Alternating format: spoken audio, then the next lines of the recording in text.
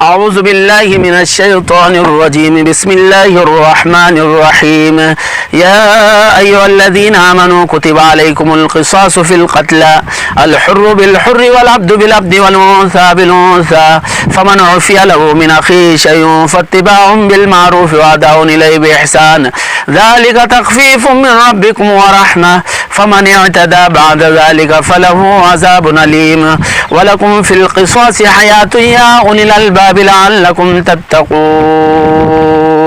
صدق اللہ العظیم۔ اللہ تعالیٰ ارشاد فرماتے ہیں کہ ایمان والو، مقتولین کے سلسلے میں تم پر قصاص کو فرض کیا گیا، آزاد کو آزاد کے بدلے قتل کیا جائے گا، اور غلام کو غلام کے بدلے، اور عورت کو عورت کے بدلے۔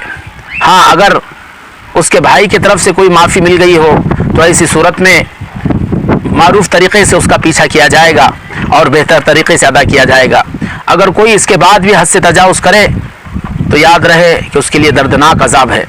اے عقل والو، قصاص میں تمہارے لیے ایک زندگی ہے کہ تم امید ہے کہ اس طرح اجتناب کرنے لگو۔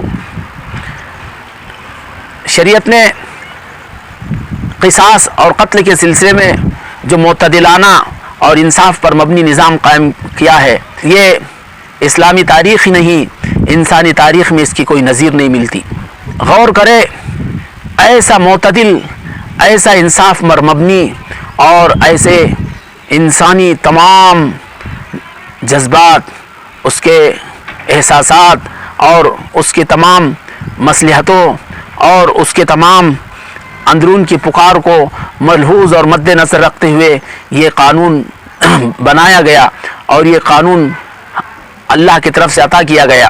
اور اس میں کوئی اگر غور و فکر کرے تو یہ خود بخود اس کے اندر ایک جذبہ اور اس کا اندرون کا پکار اٹھے کہ ہائی، یہ قانون کسی انسان کا بنایا ہوا نہیں، کسی مخلوق کا وضع کردہ نہیں، بلکہ یہ خالق جن و انس کا بنایا ہوا قانون ہے، جو اس قدر انصاف پر اور احساسات پر مبنی ہے۔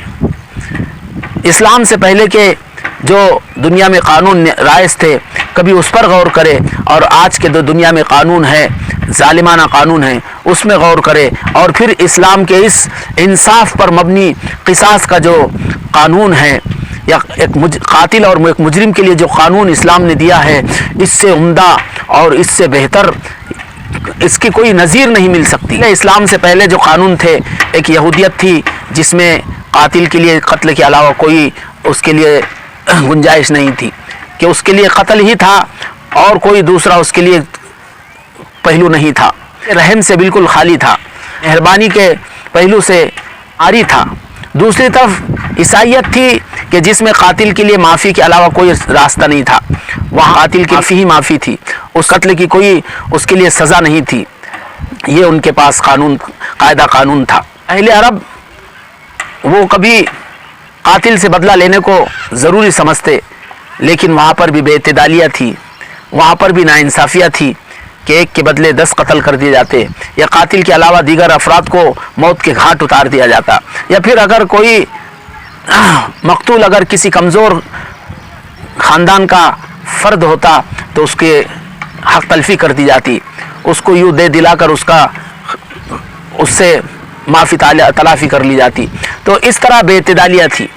اسلام آیا، اسلام نے ایک مکمل قصاص کے باب میں بھی ایسا قانون پیش کیا کہ اس سے عمدہ قانون کبھی تصور میں نہیں لایا جا سکتا۔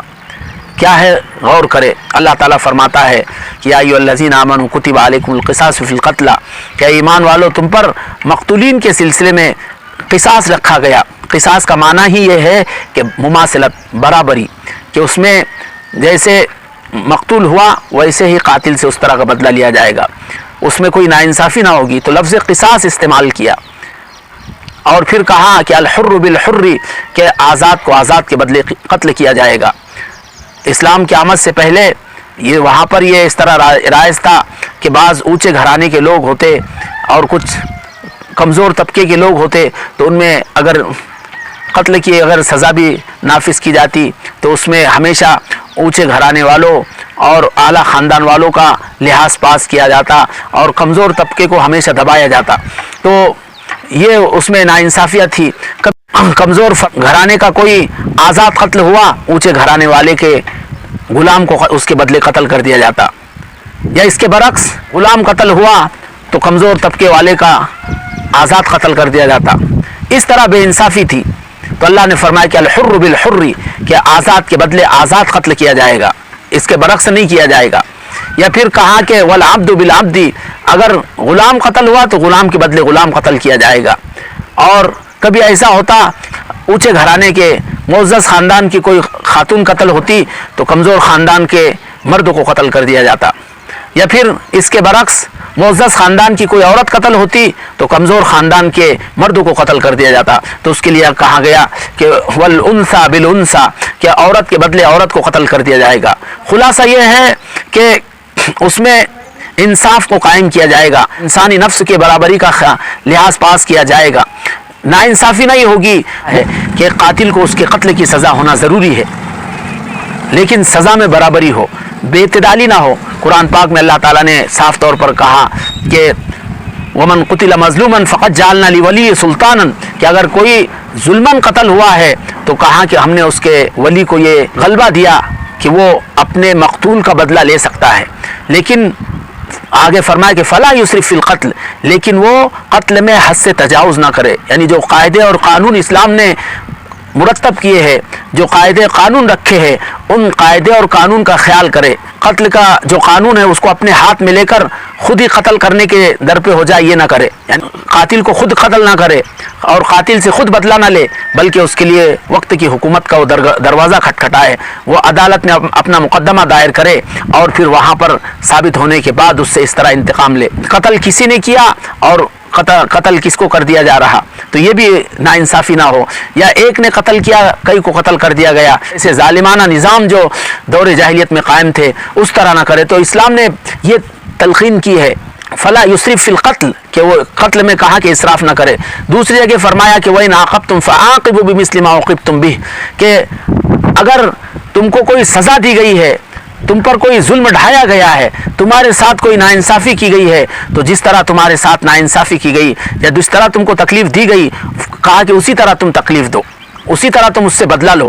یہ غور کرے کہ ظلم ہوا ہے، ظلم کا پہاڑ توڑا گیا ہے، ایک فرد کو قتل کر دیا گیا ہے، اس بات کس قدر بھڑکیں گے، خون کس قدر کھولے گا اور کیسے اس کے جذبات ہوگے. لیکن یہاں پر بھی اسلام نے یہ کہا کہ اپنے جذبات کو کنٹرول میں کرے، اپنے جذبات پر قابو پائے، جذبات میں مغلوب نہ ہو جائے اور کوئی ایسا قدم نہ اٹھائے جو اسلامی قانون اور قاعدے کے خلاف ہو. تو اللہ نے یہ تعلیم دی ہے کہ قتل کے باب میں بھی کیسے اللہ نے انصاف کا دامن اپنے ہاتھ سے نہ جائے، انصاف کا اس کے ہاتھ سے نہ چھوٹے، اس کا کیسا اللہ تعالیٰ نے اس کو سبق دیا ہے. تو اپنے مقتول کے قاتل سے بدلہ لینا ہے تو یہ اس کے لیے راہ کھلی ہوئی ہے، اس کے لیے یہ ترکیب ہے، یہ بتلایا.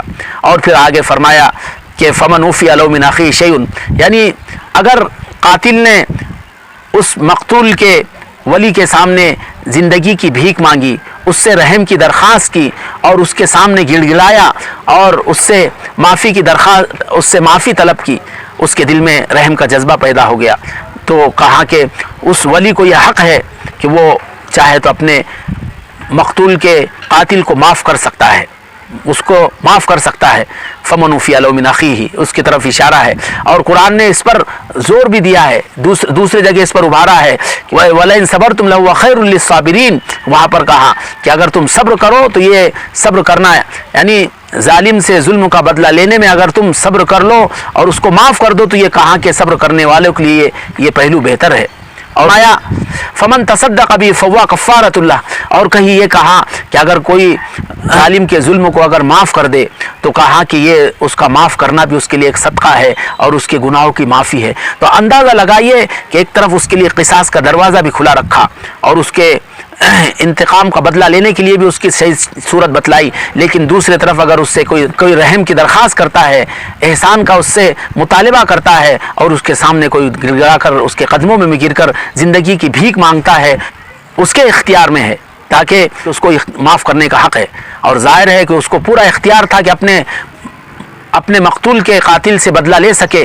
اب ایسی صورت میں اگر وہ معاف کرتا ہے تو اس کا معاف کرنا بھی ظاہر ہوگا، کیونکہ حدیث میں اللہ کے نبی نے فرمایا کہ العفو بعد المقدرتی، کہ پورے قدرت کے بعد اگر معاف کرے تو وہ اگر معاف کرنا قابل اعتبار ہے.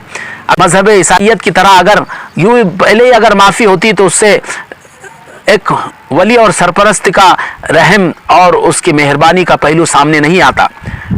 وہاں پر بظاہر اس کی کمزوری لگتی ہے، اگر معافی بھی ہو رہی تو اس کی کمزوری معلوم ہوتی ہے، لیکن یہاں پر اس کو اسلام نے پوری قدرت دی تھی، پورا اس کو حق دیا تھا، پورا اس کو اس کا اختیار دیا تھا کہ وہ اپنے قاتل سے بدلہ لے سکتا تھا، لیکن اس کے بھیک اور اس کے درخواست اور اس کے التجا پر معاف کر دیا. تو معافی کی دو شکلیں، ایک تو یہ ہے کہ کچھ دیت لے کر اس سے کو معاف کرے، اس سے بدلہ لے کر معاف کرے، اور ظاہر ہے کہ اس میں بھی مقتول کے جو باقی ماندہ لوگ ہیں، اس کے جو پسماندگان ہیں، اس کے جو وارثین ہیں، ان کے فائدے کا ملحوظ رکھا گیا کہ جو قتل ہوا ہے وہ ہو سکتا ہے وہ ان کے لیے سہارا ہوگا، وہ ان کے لیے آسرا ہوگا. اب وہ قتل ہو گیا، یہ بے سہارا ہو گئے، بغیر اسباب کے ہو گئے، زندگی کا کوئی ان کے لیے سہارا نہیں، تو اسلام نے یہ شکل بتلائی کہ اس سے دیت وصول کی جائے. 100 اونٹ لیا جائیں گے، یا پھر اس سے 1000 سونے کے دینار لیے جائیں گے، یا پھر 10,000 چاندی کے سکے لیے جائیں گے. اگر اس سے دیت وصول کر رہا ہے تو اس میں بھی کہا تلقین ہے کہ فاتباع بالمعروف، دیت کے وصول کرنے میں معروف طریقہ اختیار کیا جائے. یعنی اب دیت پر راضی ہو گیا تو اس قاتل سے دیت وصول کرنے میں سختی اور شدت نہ برتی جائے، بلکہ اس کو کچھ مہلت دی جائے یا اس کو کچھ موقع دیا جائے. بڑی مقدار ہے، اس کے وصول کرنے میں بھی کچھ دوڑ دھوپ کرنا پڑے گی، اس لیے کہا کہ اس کے لیے معروف طریقے سے اس کا پیچھا کیا جائے. ادھر قاتل کو کہا گیا وَأَدَاءٌ إِلَيْهِ بِإِحْسَان، کہ جب تم پر رحم کر دیا گیا، تم کو معاف کر دیا گیا، تو کہا کہ جو حق تم پر ہوتا ہے دیت کی شکل میں وہ بھی بہتر طریقے سے، عمدہ طریقے سے ادا کر دیا جائے. تو اندازہ لگائیے کہ ادھر مقتول کے ورثاء کو بھی کہا کہ سختی نہیں برتنے کا حکم ہے، ادھر قاتل کو بھی کہا جا رہا کہ بہتر طریقے سے جو حق ہوتا ہے وہ ادا کر دیا جائے. تو یہ پہلو اسلام نے ان پہلوؤں کا خیال رکھا، اور پھر آگے فرمایا کہ فَمَنِ اعْتَدَىٰ بَعْدَ ذَلِكَ، کہ اگر کوئی اس کے بعد حد سے تجاوز کرے، یعنی یا تو اس کو معاف کر دیا گیا دیت لے کر، یا پھر یہ ہے کہ بغیر دیت لے کے معاف کر دیا گیا، عدالت میں اس کی معافی تلافی ہو گئی.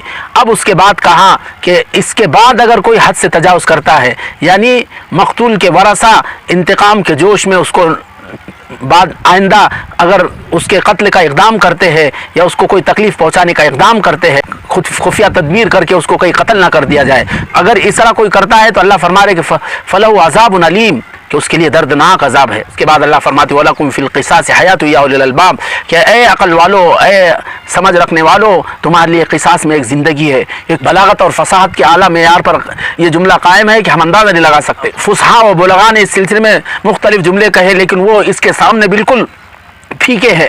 کسی نے کہا اکثر القتل یقل القتل، قتل کی کثرت کرو تو قتل کم ہوگا. کسی نے کہا قتل البعض احیاء الجمی، کہ بعض کو قتل کرنا سب کو زندہ کرنا ہے. تو کسی نے کہا کیا القتل انفع للقتل، یہ جملے لوگوں نے کہے، لیکن ایک جملہ اللہ نے کہا وَلَكُمْ فِي الْقِصَاصِ حَيَاةٌ يَا أُولِي الْأَلْبَابِ، کہ اے لوگو، اے عقل والو، قصاص میں تمہارے لیے زندگی ہے. کیسی زندگی ہے کہ ایک آدمی کا اگر قصاص کا قاعدہ کہیں، قانون کہیں نافذ ہوگا تو ایک کی نہیں ہزاروں کی زندگیاں بچ جائے گی. جو قتل کے ناپاک ارادے کرے گا وہ خود بھی جب یہ اس کو یقین ہوگا کہ میں قصاص میں قتل کر دیا جاؤں گا تو کبھی قتل پر اقدام نہیں کرے گا. اور اگر کسی نے کہیں قتل کر ہی دیا، اب اس پر قصاص کا حکم اس پر لاگو کیا، نافذ کیا گیا، تو 2 آدمی قتل ہوئے لیکن ہزاروں کی زندگیاں محفوظ ہو گئی. وَلَكُمْ فِي الْقِصَاصِ حَيَاةٌ يَا أُولِي الْأَلْبَابِ. آج جھوٹے انسانی حقوق کے علمبردار جو تنظیمیں ہیں، اس کی جو تحریکیں ہیں، وہ اس پر احتجاج کرتی ہے قصاص کے قانون کے نافذ کرنے پر، لیکن ان ظالموں کو نہیں معلوم کہ قصاص میں کیسے اللہ تعالیٰ نے اس کے فائدے رکھے ہیں. جن ملکوں میں یا جن علاقوں میں قصاص کے قانون نافذ ہے، وہ نافذ ہوتا ہے، وہاں پر زندگیاں محفوظ ہے. اور جہاں پر قاتل کو اس کے قتل کی سزا میں قتل کرنے کو جرم بتلایا جاتا ہے اور وہاں پر اس کو دوسری سزائیں دی جاتی ہے، ایسے ملکوں میں زندگیاں غیر محفوظ ہے. تو بہرحال یہ قتل کے سلسلے میں اسلام نے جو ایک جامع انصاف پر مبنی اعتدال پر قائم اور انسانی آواز اور اس کی پکار اور اس کی مصلحتوں اور اس کے تقاضوں کو مد نظر رکھ کر جو اعلیٰ قانون دیا ہے، اس کے سلسلے میں اگر غور کرے تو انسانی ضمیر پکار اٹھتا ہے کہ یقیناً یہ قاعدہ اور قانون کسی عام انسان کا بنایا ہوا نہیں، یہ بلکہ خالق کائنات کا، رب ذوالجلال کا بنایا ہوا یہ عظیم قانون ہے، جس میں انسان کے تمام پہلو، انسان کے تمام ضرورتوں، اس کے تمام تقاضوں اور اس کے تمام دل کے جذبات اور خیالات کا لحاظ پاس رکھ کر یہ قانون کو بنایا گیا۔ اللہ سے ہم دعا کرتے ہیں کہ اللہ تعالی ہمیں ان اللہ کے عظیم قانون کے اور قاعدوں کو سمجھنے اور اس پر عمل کرنے کی توفیق نصیب فرمائے۔ آمین۔ وآخر دعوانا الحمد للہ رب العالمین۔